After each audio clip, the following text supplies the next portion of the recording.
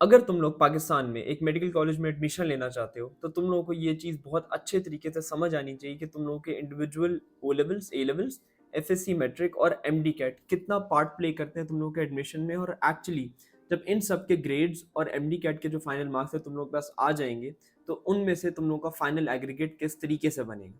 और अगर तुम लोग ये सीखना चाहते हो या ये जानना चाहते हो, तो तुम लोगों ने बिल्कुल सही वीडियो पे क्लिक किया है।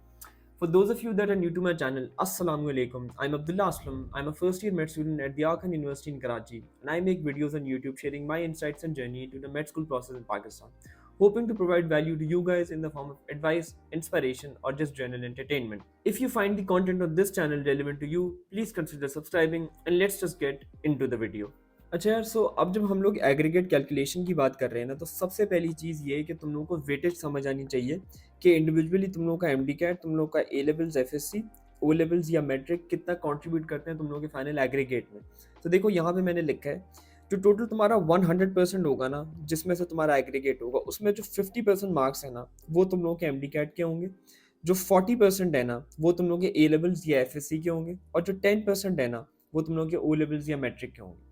अब देखो, एफएससी और मैट्रिक में तो ऑब्वियसली सीधे सीधे मार्क्स आते हैं आउट ऑफ 1100 या फिर 1200, लेकिन जो ए लेवल्स और ओ लेवल्स है ना, उसमें ये होगा कि तुम लोगों के ग्रेड्स आएंगे, ए स्टार्स, एज, बीज जो भी हैं, उनकी इक्विवेलेंट्स तुम लोगों को बनवानी पड़ती है। आईबीसीसी एक अदारा है पाकिस्तान में, उनको तुम लोग अपने ग्रेड्स देते हो फाइनल, और वो तुम लोगों को इक्विवेलेंट्स देते हैं। बेसिकली वो ये करते हैं कि तुम लोगों को ग्रेड्स की बेसिस पे ये कन्वर्ट करके देते हैं कि अगर तुम लोगों ने एफएससी किया होता या मैट्रिक की होती तो तुम लोगों के कितने मार्क्स बनते हैं इन ग्रेड्स की बेसिस पे। उसके बारे में हम लोग एक और वीडियो में भी बात कर सकते हैं, लेकिन फिलहाल तुम लोग को ये समझना है कि वो जो फाइनल मार्क्स होंगे ना, वो तुम लोगों के 40% ए लेवल्स के काउंट करेंगे और 10% ओ लेवल्स के काउंट करेंगे।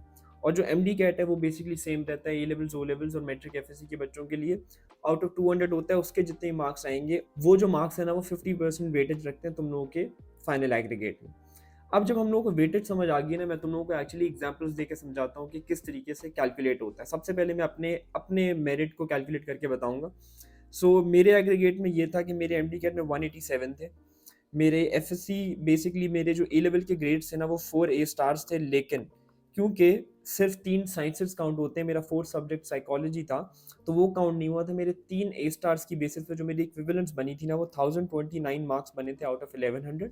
और जो मेरे ओ लेवल के ग्रेड्स थे, that was 7 A stars and 1 ए, वो जो है ना, वो उसकी इक्विवेलेंस बनी थी 1026 आउट ऑफ 1100। इनकी बेसिस पे ये 3 बेसिकली मेरे आ गए हैं वो चीज़ें जिनसे मेरा एग्रीगेट कैलकुलेटर है। उसके बाद हम लोग क्या करेंगे, देखो ये कैलकुलेशन मैंने लिखी है। सबसे पहले हम लोग एमडी कैट के मार्क्स लिखेंगे। 187 वो मार्क्स है जो मैंने ऑब्टेन किए हैं, 200 टोटल मार्क्स थे। इसको मैंने मल्टीप्लाई किया 50 से, क्योंकि एमडी कैट की वेटेज 50 है। फिर मैंने प्लस किया है 1029 ओवर 1100, ये वो मार्क्स है जो मैंने लिए हैं एफएससी में, बेसिकली ये लेवल के ग्रेड्स की बेसिस पे, और ये वो मार्क्स है जिस जो टोटल थे एफएससी में। और इसको मैंने मल्टीप्लाई किया 40 से, क्योंकि 40% वेटेज है एफएससी की इसमें एग्रीगेट में। फिर इसको मैंने प्लस किया 1026 से, जो मेरे मार्क्स बनते हैं ओ लेवल्स के हिसाब से मैट्रिक में, और 1100 जो टोटल मार्क्स थे मैट्रिक में, और उसको मैंने मल्टीप्लाई किया 10 से, जो थी वेटेज अपने ओ लेवल्स या मैट्रिक की। इन सबको, इस जब कैलकुलेशन को मैंने टोटल किया है ना, तो वो बनी है 93.4955। ये मेरा फाइनल एग्रीगेट है, जिसकी बेसिस पे मेरा लिस्ट में नाम आएगा, जिसकी बेसिस पे मेरा एडमिशन गवर्नमेंट या प्राइवेट मेडिकल कॉलेज में होगा। ये बेसिकली मेरा एग्रीगेट है। अब मैं तुम लोगों को एक और एग्जांपल देता हूँ सपोजिट फिगर्स के साथ, ताकि तुम लोगों को और बेहतर समझ आ जाए। उसमें हम ये है कि देखो, लेट्स से एक कैंडिडेट है, कोई भी कैंडिडेट है, उसके हम अज्यूम करते हैं कि उसने 190 लिए हैं एमडी कैट में, उसके 1050 मार्क्स हैं एफएससी में, और उसके 1015 मार्क्स हैं ओ लेवल्स में या फिर बेसिकली मैट्रिक में। उसका एग्रीगेट इस तरीके से कैलकुलेट होगा: 190 जो उसके ऑब्टेन मार्क्स थे एमडी कैट में, ओवर 200 जो टोटल मार्क्स थे एमडी कैट के, उसको मैंने मल्टीप्लाई किया 50 से, क्योंकि एमडी कैट की वेटेज थी 50। इसके बाद मैंने ए लेवल्स और या फिर एफएससी के जो उसके मार्क्स थे वो 1050 थे, आउट ऑफ 1100 थे, उसको मल्टीप्लाई किया 40 से, जो वेटेज थी एफएससी और ए लेवल्स की। फिर मैंने प्लस किए 1015 जो ओ लेवल्स और मैट्रिक के उसके ऑब्टेन मार्क्स थे, 1100 जो टोटल मार्क्स थे, और 10% जो वेटेज थी, उसका एग्रीगेट बन गया 94.9091। इसकी बेसिस पे, इस एग्रीगेट की बेसिस पे उसका लिस्ट में नाम आएगा या उसका एडमिशन होगा। ये दो एग्जांपल्स थी। मुझे उम्मीद है कि तुम लोगों को बेसिक समझ आ गया होगा कि वेटेज के साथ और तुम लोग के टोटल मार्क्स के साथ तुम लोग कैसे कैलकुलेट कर सकते हो। लेकिन चीज़ों को और आसान बनाने के लिए ना, ये मैंने तुम लोगों के लिए एक फॉर्मूला लिखा है इस फॉर्मूले में तुम लोगों ने सिर्फ अपने मार्क्स डालने हैं ऐसे कैसे और कैलकुलेटर में सॉल्व करना है, तुम लोगों का एग्जैक्ट एग्रीगेट आ जाएगा। यहाँ पे जैसे कि मैंने बताया था सबसे पहले ये एमडी कैट में तुमने अपने ऑब्टेन मार्क्स लिखने हैं, उसको डिवाइड करना है अपने टोटल मार्क्स से और उसको मल्टीप्लाई कर देना है 50 से। फिर तुमने प्लस करने हैं अपने obtain marks divided by total marks, और ये मार्क्स हैं तुम लोगों के ए लेवल्स की इक्विवेलेंस या फिर जो तुम लोगों के एफएससी के मार्क्स हैं, और उसको मल्टीप्लाई करना है 40 से। फिर तुमने प्लस करना है अपने ऑब्टेन मार्क्स जो मैट्रिक या ओ लेवल्स के हैं, टोटल मार्क्स से डिवाइड करना है और मल्टीप्लाई करना है 10 से।